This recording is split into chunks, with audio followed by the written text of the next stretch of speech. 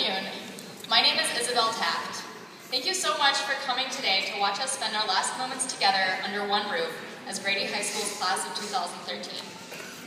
It goes without saying that we would not be here without you and all the teachers and administrators who helped us through 4 years at Grady, not to mention Ms. Sab and Mr. Vincent, who also helped us through a week of graduation practices. When we were here on Monday, working out the surprisingly difficult task of marching into position, which I messed up the first time, I noticed the bright green exit signs at the back of this room. You probably didn't look at them as you came in, but right now every soon-to-be graduate can see them. And a lot of us read The Great Gatsby at some point in our Grady careers. I saw the new movie 2 weeks ago, and newspaper headlines keep telling us our job prospects are reminiscent to the Great Depression. In other words, we seem to be having a Gatsby moment, and so the bright green signs reminded me of the bright green light at the end of Daisy Buchanan's dock, the light which represents Jay Gatsby's greatest hope, ambition, and life goal. But unlike the unlucky Gatsby, we will reach these particular bright green lights in just a few minutes. At this moment in time, however, we're more concerned with less attainable bright green lights, which we might not even be able to see right now. We're concerned with where we go from here and what we decide to do with our lives. Some of us already know what our big dreams and goals are, while others do not. And I think that's why it is challenging to think of something to say that will be relevant to as many people as possible in this room. Because for all the sense of community at Grady, we are profoundly different people. Grady, like most high schools, is a kind of random collection of individuals. We've been here together for 4 years because of quirks of geography and birth dates. And while here, we have played different sports, taken different classes, done different activities, and generally moved in different circles. I'm sorry to say that there are members of the class of 2013 I've never spoken to.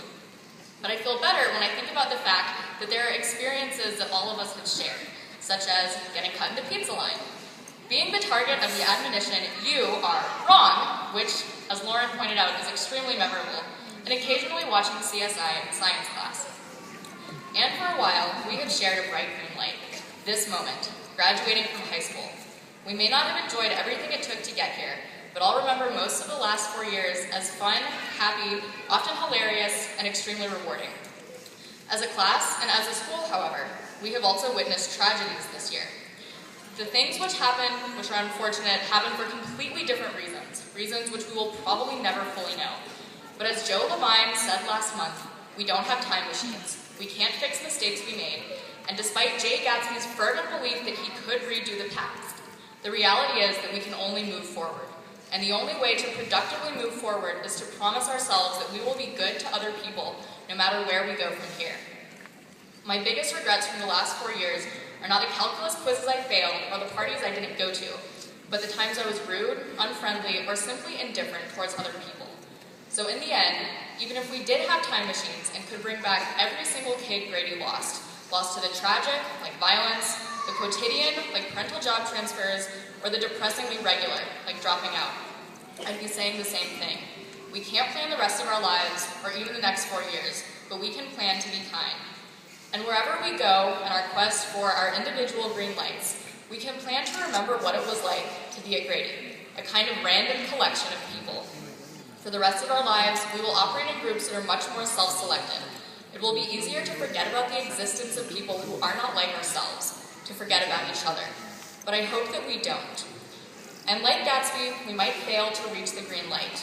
I'm proud that we're all willing to dream big and aim to become journalists, epidemiologists, lawyers, scientists, professional athletes. But the value of our lives won't primarily be determined by whether we're able to reach our goals, but rather by the people we become separate and apart from our goals.